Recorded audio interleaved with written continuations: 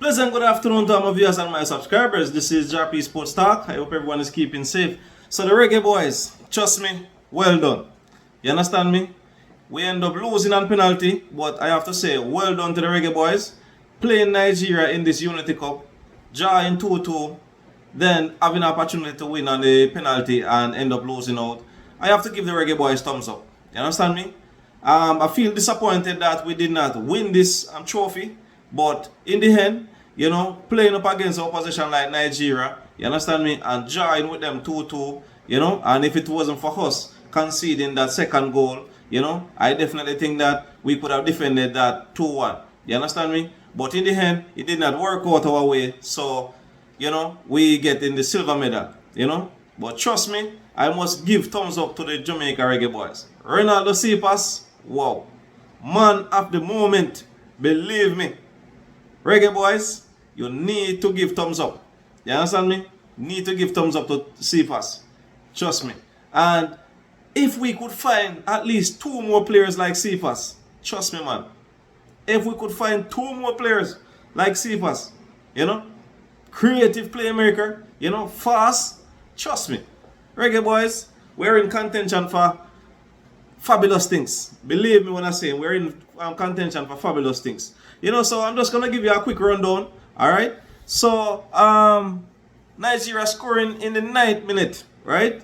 And Kaim Dixon equalized in the 12th minute.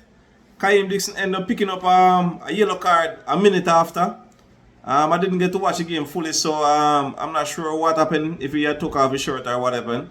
But picking up a yellow card there. Jonathan Russell picking up a yellow card in the 39th minute. Then Casey Palmer also picking up a yellow card. So we conceded 3 yellow cards in the first half, you know, which I didn't like, you know. And in the second half, towards the end there, Mason Oldgate picking up a yellow card. You know, Nigeria ended up picking up 2 yellow cards on their end, you know. So it was a intense game. You know, there were a few moments where we see where the players were, you know, having a little interactions, like, you know, but it didn't get too out of control. You understand me? So we have to give thumbs up. And trust me, the crowd in England, I have to big up the crowd in England. Trust me, I am loving the crowd. I love that the Jamaican supporters came out. I love that the Nigerian supporters came out. Trust me, we need to see more like these. We need to see more moments like these. You know, it's a fantastic moment to know that a cup like this is playing and you could see such a large turnout. Trust me. You know, England have a large amount of Jamaicans and it have a large amount of Nigerians. And I think some Nigerians flowing, you know, and maybe a few Jamaicans maybe flowing to watch this match. Trust me, because it's a once in a lifetime moment where the supporters will get to watch the Reggae boys playing in England. So they definitely make use of it. And you know, it's a weekend. You know, most persons maybe off. You understand me? Or maybe have a night shift. So, you know, well, at that point in time, the game would have basically been afternoon. So, you know, trust me, it was a lovely moment. It was a lovely moment to see so much Jamaican flags, Jamaican shirt and everything. Trust me.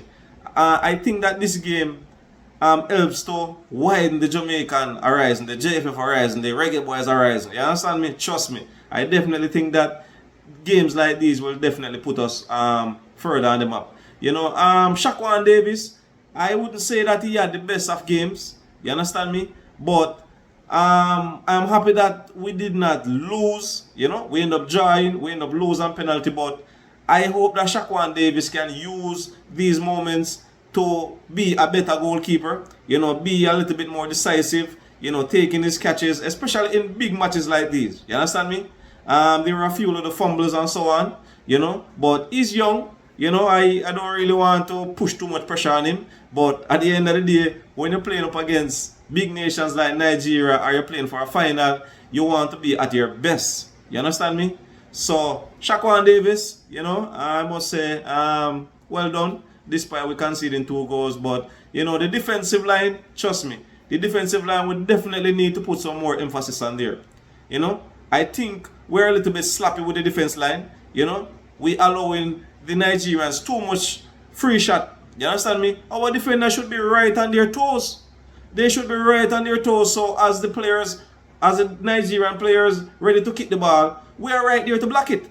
You know, I wasn't seeing that at all. You know, so someone in the defense line, they need to take charge and they need to be a bit more decisive. We can't wait until the ball reaches into the back of the net. We're going to say, boy, if me did know.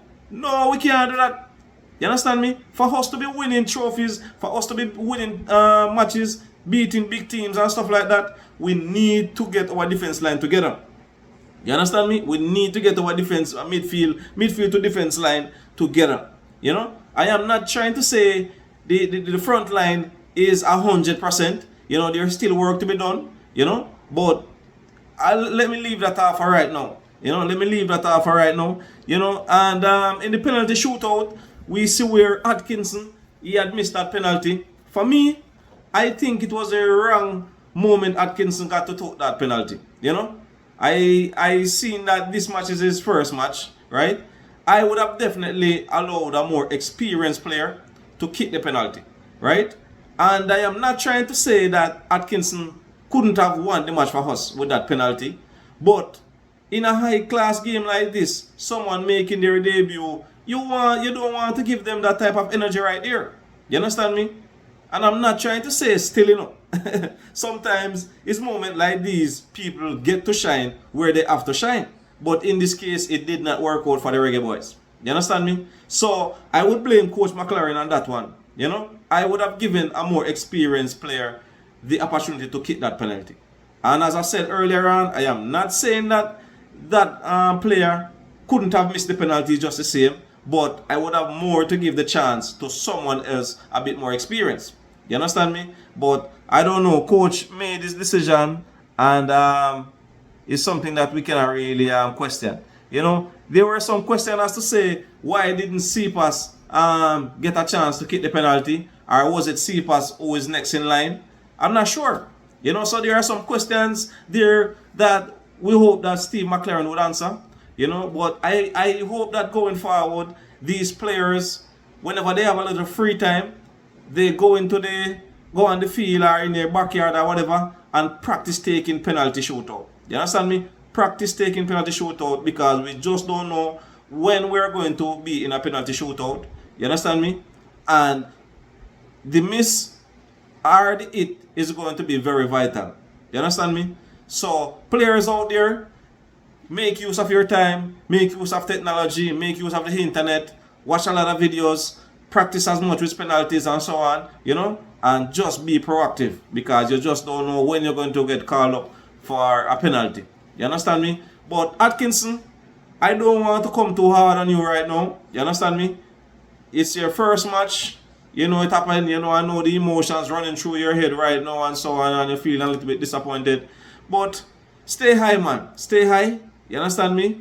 We're getting a silver medal. Not what we would have wanted, but, you know, must give thumbs up to the guys for reaching to the final. You understand me? Trust me, must give thumbs up for reaching to the final. You know? So, next on the road, the Reggae Boys will play the British Virgin Islands on the 7th of June. Yes, in the British Virgin Islands. Alright? So, please look out for that one. So, we're looking out for a spot to be named by the latest Monday, Tuesday. You know?